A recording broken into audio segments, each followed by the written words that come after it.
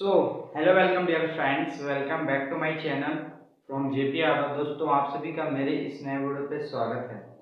दोस्तों, आज के इस वीडियो पे मैं आपको बताऊंगा कि व्हाट इज एनटीएससी एग्जामिनेशन। ये एनटीएससी एग्जामिनेशन होता क्या है यार। देखो, आपने भी सुना होगा, आपने भी कहीं पे देखा होगा कि एनटीएससी एग्जाम के बारे में। तो आपके अंदर एक क्वेश्चन है कि यार ये एनटीएससी एग्जाम होता क्या है, मुझे एक चीज क्लियर कर दो। तो मैं आज के इस वीडियो पे आपको एनटीएससी एग्जाम क्या होता है उसकी कंप्लीट इंफॉर्मेशन देने वाला हूँ। क्या होता है, क्या, कौन इसको देता है, क्या होता है इसमें, और ये एग्जामिनेशन कंडक्ट कौन कराता है, सभी डिटेल्स दूंगा आज के इस वीडियो पर। तो आज का जो वीडियो है वो काफी ज्यादा खास और स्पेशल होने वाला है। जिनका ये क्वेश्चन है कि एनटीएससी एग्जाम क्या है। दोस्तों, एनटीएससी एग्जाम का फुल फॉर्म होता है नेशनल टैलेंट सर्च एग्जामिनेशन। ठीक है, ये जो एनटीएससी का जो फुल फॉर्म है वो नेशनल टैलेंट सर्च एग्जामिनेशन होता है। और ये जो एग्जाम है ये एक स्कॉलरशिप एग्जाम है, ये एक स्कॉलरशिप एग्जाम है। ठीक है, एंट्रेंस एग्जाम है। ठीक है, तो दोस्तों, अगर आपको पता नहीं है कि एनटीएससी एग्जाम क्या होता है तो सबसे पहली इंफॉर्मेशन ये है कि एनटीएससी एग्जाम तो एक स्कॉलरशिप एंट्रेंस एग्जाम है। ठीक है, ये एक चीज तो क्लियर होती है। दोस्तों, अगर आप हमारे इस चैनल पर पहली बार आए हो तो आप सभी से यह रिक्वेस्ट रहेगी कि आप सब्सक्राइब करना चैनल को और साइड में जो घंटी के आइकन उसे प्रेस कर लीजिएगा। ओके, अब मैं आपको बताता हूँ कि ये एनटीएससी एग्जाम क्या होता है। मैंने खुद इस एग्जाम को दिया है, सॉरी एनएमएस एग्जाम को मैंने खुद दिया है, और उसका मेरा क्या रहा है वो तो मैं लास्ट में अपना स्टोरी बताऊंगा। बट उससे पहले ये क्या होता है इसके बारे में आपको जानकारी देता हूँ। तो चलिए शुरू करते हैं। सबसे पहला जो क्वेश्चन है वो ये है कि एनटीएससी एग्जाम क्या चीज का है। तो सबसे पहले जो क्वेश्चन का आंसर वो ये है कि एनटीएससी जो एग्जाम है वो एक स्कॉलरशिप एंट्रेंस एग्जाम है, जिसको अगर आप पास आउट करते हैं, अगर आप सेलेक्ट होते हैं तो आपको स्कॉलरशिप दी जाती है।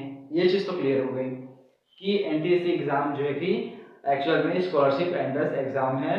उस एग्जाम को क्लियर करने पर आपको स्कॉलरशिप दी जाती है। ठीक है, उसके बाद हम बात करते हैं कि एनटीएससी एग्जाम का फुल फॉर्म क्या है। ठीक है, तो एनटीएससी एग्जाम का फुल फॉर्म होता है नेशनल टैलेंट सर्च एग्जाम। ठीक है, तो ये जो है कि एनटीएससी का फुल फॉर्म है नेशनल टैलेंट सर्च एग्जामिनेशन। ठीक है, तो दो क्वेश्चन का आंसर क्लियर होता है कि एनटीएससी जो है कि एक स्कॉलरशिप एंट्रेंस एग्जाम है। एनटीएससी का full form national talent search examination, यानी कि इस एग्जाम के थ्रू जो बच्चे प्रतिभावान हैं उनको इस एग्जाम के थ्रू, इस एंट्रेंस एग्जाम के थ्रू स्कॉलरशिप दी जाती है। ओके, अब इस एनटीएससी एग्जाम को कंडक्ट कौन कराता है। तो ये जो एनटीएससी एग्जाम है इसको सीबीएसई और एनसीईआरटी दोनों मिलके इस एग्जाम को इंडिया लेवल पे और स्टेट लेवल पे भी कंडक्ट कराती है। दो लेवल पे होता है इसका एग्जाम, स्टेज 1 स्टेज 2। देखिए, मैं आपको बता दूं कि जो ये एनटीएससी एग्जाम है इसको कंडक्ट कराती है आपकी एनसीईआरटी और सीबीएसई, ये दोनों मिलकर कंडक्ट कराती है इस एग्जाम को।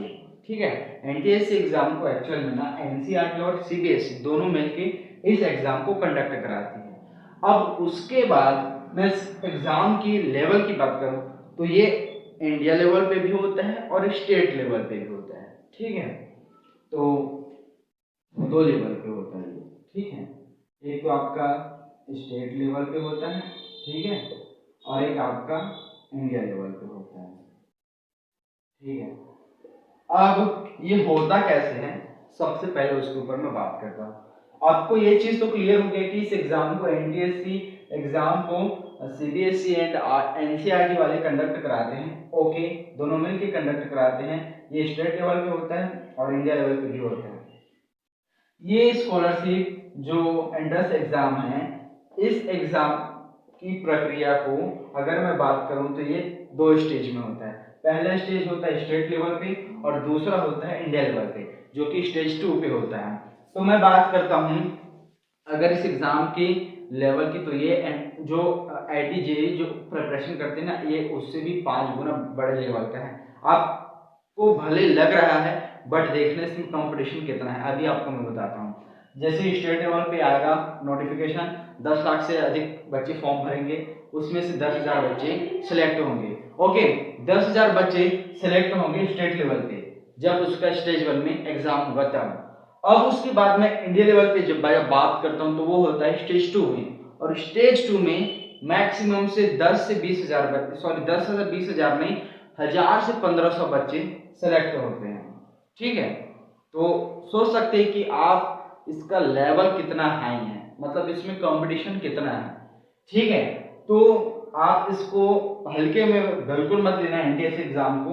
अगर आप इसकी प्रिपरेशन कर रहे हैं तो ये उतना भी आसान नहीं है। ओके, ये तो 2 लेवल पे होता है, स्टेट लेवल पे और एक इंडिया लेवल पे। तो सबसे पहले तो ये कंडक्ट कराएगा NCERT और CBSE मिलके। तो स्टेट लेवल का जब नोटिफिकेशन आएगा तो उसमें बच्चे फॉर्म भरेंगे, फिर स्टेज 1 का रिजल्ट आएगा, फिर उसके बाद जो जिन जिन स्टेट से टॉपर बच्चे का सिलेक्शन हुआ है, तो उन बच्चों का सिलेक्शन हुआ है तो उनके बीच फिर से एक और एग्जाम होता है स्टेज 2 का, जो कि होता है पूरे इंडिया लेवल पे सभी स्टेट्स के टॉपर्स के एक और एग्जाम होता है जिसको हम स्टेज 2 के नाम से जानते हैं, वो होता है इंडिया लेवल पे। और उसके बाद लास्ट में फाइनल में आपका रिजल्ट डिसाइड होता है कि आप फाइनल में सेलेक्ट हुई या नहीं। तो उस एग्जाम को क्लियर करने के बाद आपका रिजल्ट आता है, अगर आप रिजल्ट में पास होते हैं तब इस एग्जाम में स्कॉलरशिप दी जाती है। अब क्वेश्चन ये उठता है कि NTSC एग्जाम में स्कॉलरशिप कितनी दी जाती है। तो अगर देखो, सबसे पहले ये चीज है कि NTSC एग्जाम को देता कौन दे सकते हैं। ठीक है, तो सबसे पहले ये चीज मैं क्लियर करता हूँ। NTSC एग्जाम को क्लास 10th वाले जो स्टूडेंट हैं वो इस एग्जाम को दे सकते हैं। ठीक है, उनकी एज होनी चाहिए 15 से 18 से कम होनी चाहिए और 15 से ऊपर। ठीक है, ये चीज है, 15 से 18 के बीच में उनकी उम्र होनी चाहिए एंड वो क्लास 10th में पढ़ना होना चाहिए। वो अगर ऊपर में डाल है तो भी वो इस एग्जाम को दे सकता है, कोई प्रॉब्लम नहीं है।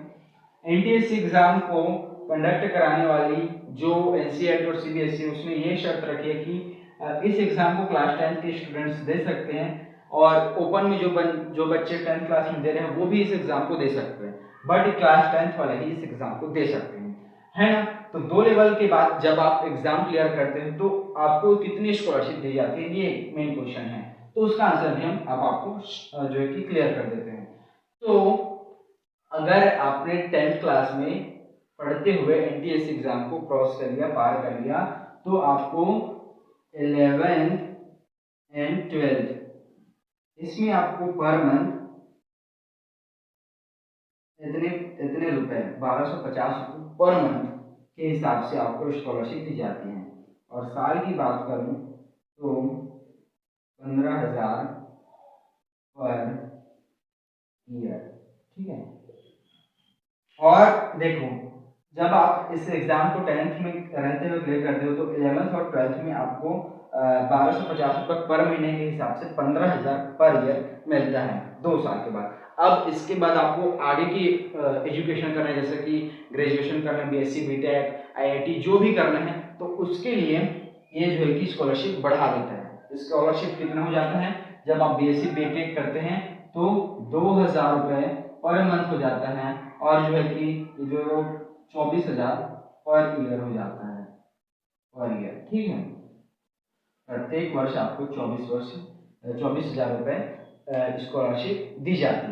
देखो, अगर आप 11th-12th में तब 15,000 रुपये पर ईयर। उसके बाद जैसे आप BSc BTech ग्रेजुएशन लेवल पे जाते हैं तो आपको 2,000 रुपये पर मंथ के हिसाब से 24,000 हर साल मिलते हैं स्कॉलरशिप। तो ये चीज़ तो क्लियर हुआ कि कितनी स्कॉलरशिप दी जाती है। आपको अगर आपने 10th क्लास में इसको क्लियर किया है तो आपको 11th और 12th तक 15,000 रुपये पर साल पर वर्ष मिलेंगे, पर ईयर। उसके बाद जैसे आप ग्रेजुएशन लेवल पे जाते हैं तो 2,000 रुपये पर मंथ के हिसाब से आपको 24,000 रुपये सालाना मिलती है स्कॉलरशिप। तो ये चीज़ तो क्लियर होगी कि कितनी स्कॉलरशिप मिलती है।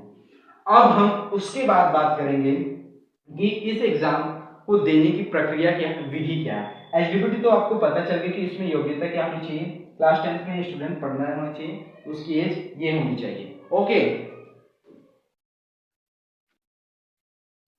अब उसके बाद मैं बात करूंगा इस एग्जाम को एक्चुअल में इस एग्जाम को देने के लिए अपन को क्या क्या डॉक्यूमेंट लगता है, उसके बाद इस एग्जाम की प्रक्रिया के बारे में जानेंगे।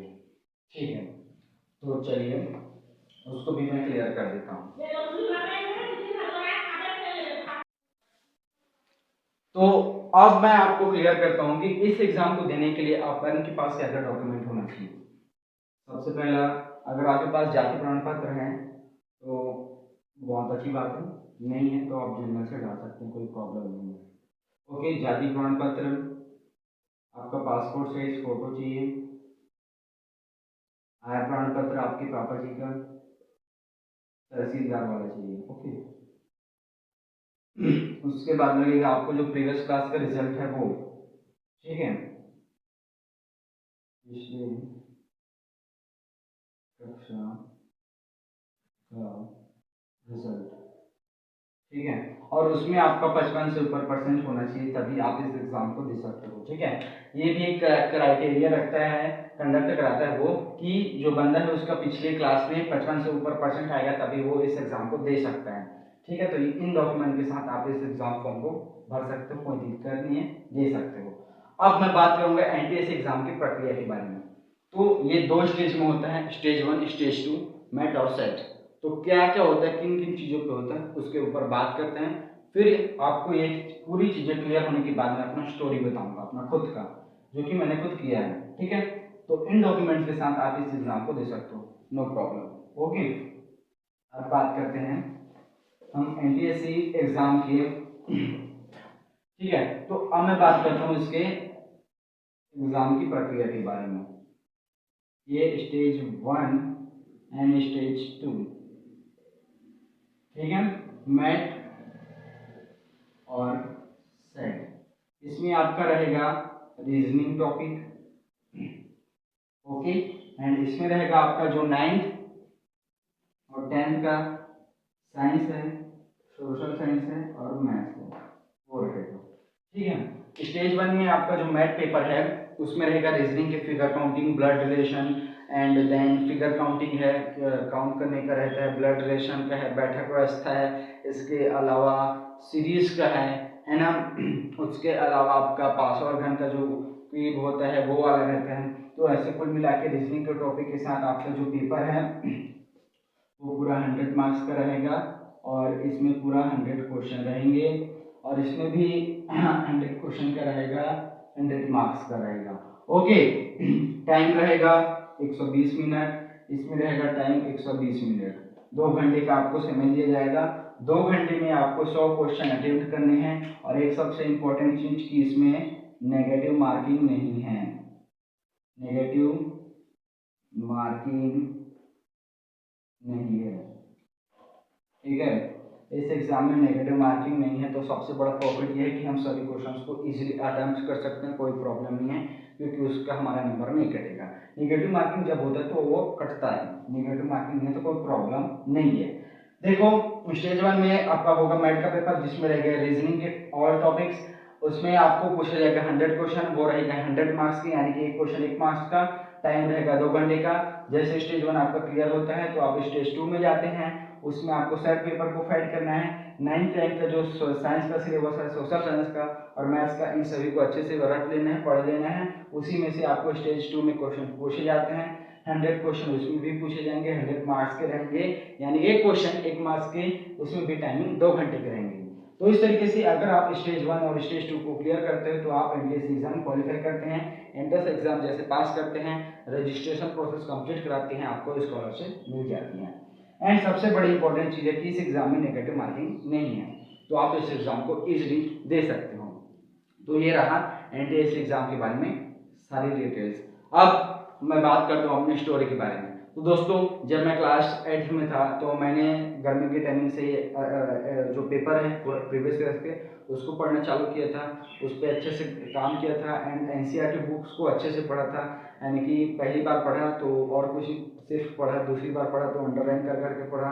उनसे क्या हुआ कि जो चीज़ें हैं इंपॉर्टेंट चीज़ें वो मुझे याद होने लगी। तो सबसे पहले मैंने एनसीईआरटी बुक को ख़त्म किया, उसके बाद हमने क्या किया, जो मैथ के टॉपिक्स हैं उसको मोबाइल के थ्रू मैंने पढ़ा है। ना कोई टीचिंग ली है ना कोई कोचिंग सेंटर्स गया हूँ, मैं सिर्फ मोबाइल के थ्रू ऑनलाइन पढ़ा हूँ और मैं सेलेक्टेड हुआ हूँ 112 नंबर के साथ। हमारे स्टेट पे टॉप 3 नंबर पे मेरा सिलेक्शन हुआ है। ठीक है, तो मैंने कोई कोचिंग वोचिंग नहीं की है, सिर्फ मोबाइल के थ्रू मैं जो है कि यूट्यूब पे लेक्चर्स देख के अपना सिलेक्शन किया हूँ। तो ये नहीं है कि मोबाइल से आपका डेस्टिनेशन है, मोबाइल का आप सही उपयोग करोगे तो आपको बहुत बेहतर भी बना सकता है। तो आपने ऐसे ही करना है। मैंने लेक्चर्स देखा एंड एनसीईआरटी बुक्स को ख़त्म की, पढ़ाई पे पूरी मतलब दिन में मैं 5 से 6 घंटे पढ़ता था, उसी के साथ मैंने इस एग्ज़ाम को क्लियर किया है। और ये है कि जो भी चीज़ें हैं उसको पूरे लगन और मेहनत के साथ करता हूँ मैं। और हाँ, एनटीएससी एग्ज़ाम को देने का सबसे बड़ा फ़ायदा तो ये है, स्कॉलरशिप तो मिलती ही मिलती है, उसमें आपका कंपटीशन का लेवल हाई होता है, आपका जो विल पावर है वो इंक्रीज़ होता है, आपका जो एक आत्मविश्वास है वो इंक्रीज़ होता है। क्योंकि आप 10 लाख बच्चों से बीच में अगर आप 10,000 में से सेलेक्टेड होते हैं, फिर स्टेज 2 को क्लियर करते हो, तो आप 1000-2000 ऐसे बच्चे हैं जो आप 10,000 बच्चों को फाइट करके सेलेक्ट हुए, तो आप में एक वो खास है जो उनमें नहीं है। तो उस ये चीज़ कंपटीशन एग्ज़ाम देने से ग्रोथ होता है, आपका कंपटीशन का लेवल बढ़ता है, आपका आत्मविश्वास बढ़ता है। तो सबसे बड़ा बेनिफिट्स तो यही है। अगर आप सिलेक्टेड भी नहीं होते ना तो कम से कम 10 लाख बच्चों के बीच बैठ के एग्ज़ाम फाइट तो किया ना, तो यही बहुत बड़ी बात होती है। तो तुम्हारे अंदर कुछ खास है इसलिए तुम बेहतर करो, तुम्हारे अंदर कुछ तो करने की जुनून है, तो जो जुनून को अपने भड़काओ, आग लगाओ और जो चीज़ करना चाहते हो खुले आम पूरे मेहनत के साथ करो, और लगन और मेहनत से करने पर आपको ज़रूर सफलता मिलेगी। मैं आप सभी से यह रिक्वेस्ट करता हूँ, अगर आपने एग्ज़ाम देना है तो पूरे लगन और मेहनत के साथ फाइट करो और अपना नाम भी स्टेज 1 स्टेज 2 पे आग लगा दो। एनटीएससी एग्ज़ाम के सिलेक्टेड लिस्ट में तुम्हारा नाम होना ही चाहिए। ऐसा अपने अंदर एक जुनून पैदा कर लेना है और उसी जुनून के साथ लग जाना है प्रिपरेशन पे, तो आपका सिलेक्शन होने से कोई रोक नहीं सकता। ठीक है, तो ये तो रही एनटीएससी की कंप्लीट डिटेल्स जो कि आप सभी को जानना था, तो मैंने शेयर भी कर दी और साथ ही साथ मेरी स्टोरी। तो आप सभी को ये वीडियो कैसा लगा कमेंट सेक्शन में ज़रूर बताइए एंड एनटीएससी एग्ज़ाम की तैयारी के लिए हमारे चैनल को सब्सक्राइब करके साइड में बेल आइकन के नोटिफिकेशन को ऑन कर लीजिएगा, ताकि आप सभी से ऐसी एक भी वीडियो मिस ना हो एंड ऐसी इन्फॉर्मेशंस एंड रेगुलरली एजुकेशन से रिलेटेड वीडियो के साथ मिलते हैं नेक्स्ट वीडियो में। तब तक के लिए देखते रहिए हमारे चैनल फ्रॉम जेपी यादव को। तो थैंक यू गाइस, मिलते हैं अगले वीडियो में।